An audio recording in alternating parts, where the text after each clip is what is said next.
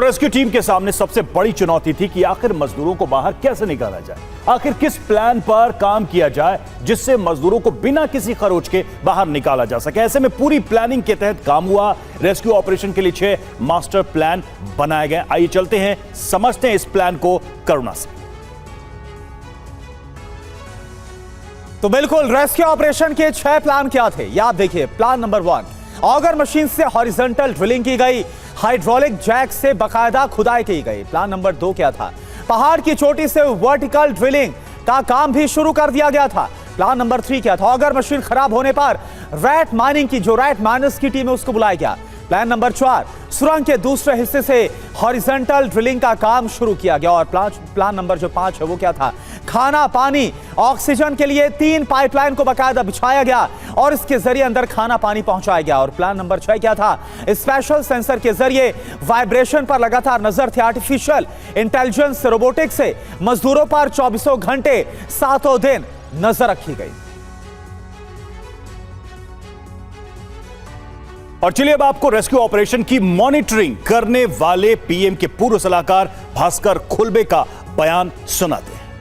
प्रधानमंत्री के पूर्व सलाहकार भास्कर खुल्बे साहब हमारे साथ हैं। भास्कर साहब, बहुत बहुत मुबारक आपको, आपके नेतृत्व बहुत बहुत बधाई हो में ये काम पूरा हुआ है। क्या कहना चाहेंगे? लगातार आप यहाँ डटे रहे, हम आपसे बात भी करते रहे, हर बार आप ब्रीफ हमें करते थे, लेकिन चेहरे की मुस्कान आपकी बता रही है कि आप खुश हैं। बिल्कुल खुश हैं। और कई कबार ऐसा होता है कि आप अपनी खुशी शब्दों में बयान नहीं कर सकते हैं। मैं सिर्फ इतना ही कहना चाहूँगा, सब ने मिलकर के हमें जो सहयोग दिया है ये पूरे भारत की जीत है। और उन 41 लोगों के लिए मैं सलाम करता हूं, क्योंकि उनकी जो आस्था थी हम सब पर, उन सबका जो जोश था, उन सबका जो मनोबल था, उसी को शायद हम प्रतिफलित कर पाए हैं कि उनको सुरक्षित आपके सामने ले आए हैं। आपको बहुत बहुत मुबारक। लेकिन मुझे बताइए कि क्या आपके लिए आपके जीवन का ये एक अहम और भावुक पल है? बहुत भावुक पल है। आप देख सकते हैं, आपका कैमरा भी वो बोल रहा होगा। मुझे बताइए कि जब ये 41 श्रमिक बाहर आए और पहली बार उनसे आप मिले, उन्होंने आपसे क्या कहा, क्या उनके मन में चल रहा था? वो स्वस्थ थे? उनकी शारीरिक स्थिति कैसी थी? बिल्कुल स्वस्थ। किसी ने और कोई शब्द नहीं कहा, सिर्फ ऊपर की तरफ देखने के अलावा कि भगवान का शुक्रिया अदा कर रहे हैं। हर एक के चेहरे पर खुशी, हर एक के चेहरे पर हंसी और वो उतावलापन कि मैं कितनी जल्दी जाकर के अपने परिजनों से मिल सकूं। उनको बैठाने की कोशिश की जा रही थी, उनको मेडिकल अटेंशन देने की कोशिश की जा रही थी, वो सब उनके लिए गौण था। आखिरी सवाल मेरा आपसे, इस चट्टान ने, इस पहाड़ ने आपको जीवन का क्या लेसन दिया? कि पहाड़ को कभी छोटा नहीं समझना चाहिए।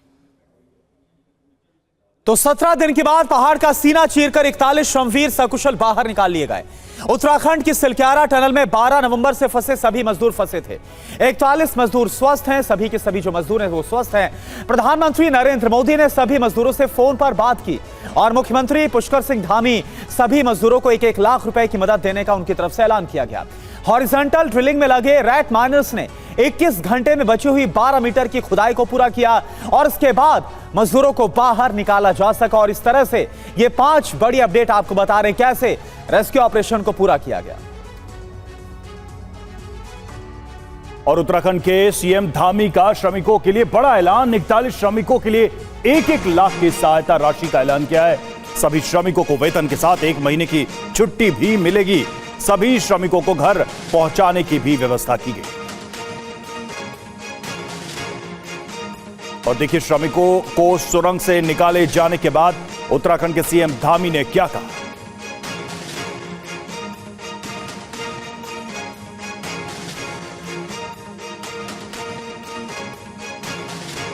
उत्तराखंड के सीएम पुष्कर सिंह धामी ने कहा कि सभी मजदूरों को 1-1 लाख की सहायता राशि दी जाएगी और इसके अलावा उन्हें 1 महीने की छुट्टी भी दी जाएगी, साथ ही उनके घर जाने का भी प्रबंध किया जाएगा।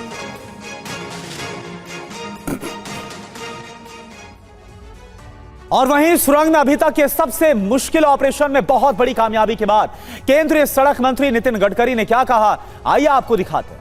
मुझे बहुत खुशी है कि सिलक्यारा टनल के हादसे के कारण जो 41 मजदूर फंसे हुए थे वो बाहर निकले और उनकी जान बची है।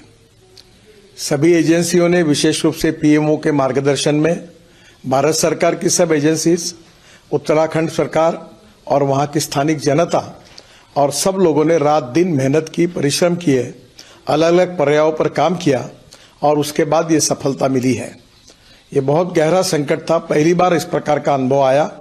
इन लोगों की जान बची, उन लोगों को मैं बहुत बहुत शुभकामनाएं, शुभेच्छाएं देता हूं। और इसमें जान बचाने में जिन जिन भारत सरकार की एजेंसियों ने और राज्य सरकार की एजेंसियों ने और सभी हमारे इंजीनियर्स थे, रात दिन अपने जोखिम लेकर जो काम किया है, उन सबको भी बहुत बहुत धन्यवाद देता हूं, उनके आभार व्यक्त करता हूं। ये घटना ने भी हमको सीखने के लिए बहुत कुछ मिला है। अब हम लोग इसके बारे में टनल का सेफ्टी ऑडिट भी करने वाले हैं और टेक्नोलॉजी के साथ कैसे हम लोग ज़्यादा से अच्छी टेक्नोलॉजी का उपयोग कर सके, ये भी कोशिश करेंगे।